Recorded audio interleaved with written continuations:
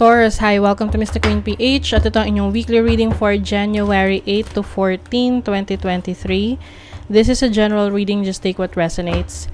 Watch your Sun, Moon, Rising, Venus for other messages and thank you sa lahat ng mga sumusuporta dito sa ating channel. Just a reminder, gamitin nyo lamang ang reading na to bilang gabay and pa-follow, like nyo rin ang ating Facebook at TikTok. Lahat po yan Mr. Queen PH, and please check out my Shopee, available ng mga protection and prosperity items, bracelets, zodiac sign bracelets, and many more. Link on the description. Ayan, so let us see, Taurus, what's up with you this week? For Taurus, you have a new life, bagong ikaw, a brand new you. You are coming out of your shell. Reinvention. I think you have been reinventing yourself, and ngayong week na to is the start of showing the world yung bagong ikaw, a new version of yourself.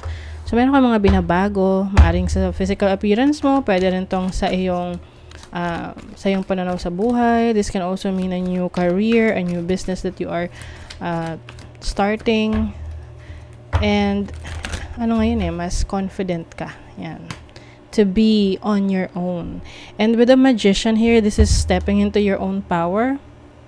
I see you na tapping into your creative skills, your talents, your abilities, yung gifts mo. Yun yung gagamitin mo to make your life more beautiful, better than before. It's like an upgrade. You also have the Strength card. This is about believing in yourself. Kung dati medyo nagda-doubt sa kakayanan mo, so this week you will feel so empowered. You know what you want and you will get what you want. Yung iba sa inyo, you will be consulting with mentors, trainers, coach, teachers, and you will learn from them, no? Marami kang matututunan sa kanila para mas lalo mong ma-enhance yung abilities, yung skills mo. And some of you maari ring upgrade ng lifestyle ninyo. Maaring you are upgrading your house, your home, your work, yung mga gamit mo, no? You are upgrading. And meron ding leadership role for you na nag-open up. Justice, you really deserve this. I feel like ngayon mas alam mo na kung ano yung deserve mo, and you will not settle for anything less than what you really deserve. And this is also a balanced life. So kung dati puro ang focus mo is trabaho, making money, ngayon hindi na lang doon, no? Meron ka ring oras at panahon para sa sarili mo kasi ngayon mas alam mo na yung importance ng iyong mental health. Yes, speaking of mental health, you have the Knight of Swords. You are going to speak up for the truth, no? Yung katotohanan tungkol sa iyo. Hindi ka na magdadalawang isip na mag-express ng totoong nararamdaman mo para lang protection ng ibang tao. So for you, kung tanggapin ng iba yung iyong ini-express, then that's good. Kung hindi, okay lang din sa'yo, no? Standing up for yourself. You're going to be very busy, marami kang asukasuhin, pwedeng meron kang mga engagements ngayong week na to, especially related sa business or sa trabaho mo.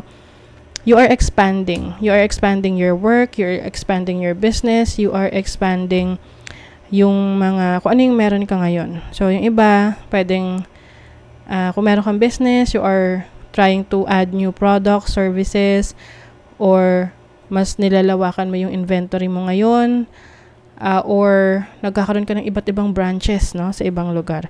You also have the Fool. You are finally taking risks. Yung iba sa inyo kasi pwedeng nung mga nakaraan, takot kayong sumugal, takot kayong magsimula or subukan yung mga bagay na matagal nyo nang pinaplano, and this week ready ka na.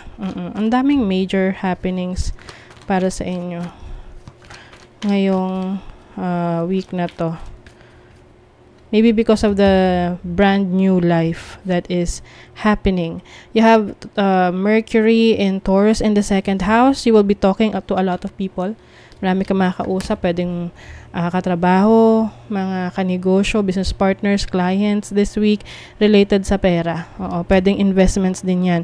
You have Jupiter in Scorpio in the 8th house. So, medyo maging careful ka lang sa mga investments na i-offer sa'yo.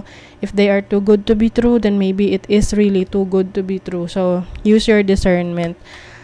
Pag-isipan mong maigi, lalo na kung masyadong malaki yung hinihingi at yung magiging kapalit. Okay?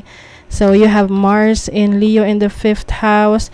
You're going to be more confident, no? To the point na pwedeng i-take yun negatively ng iba na mayabangan sa'yo.